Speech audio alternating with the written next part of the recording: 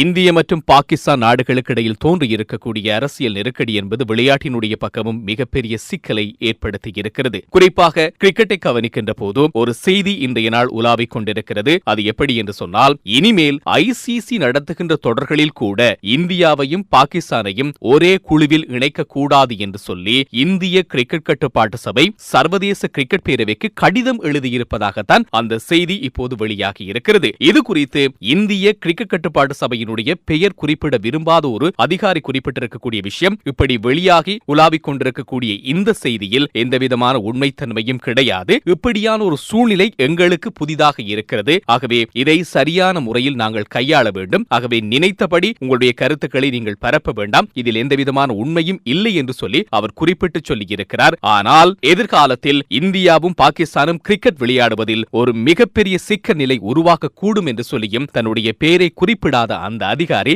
சில தகவல்களை பகிர்ந்திருக்கிறார்.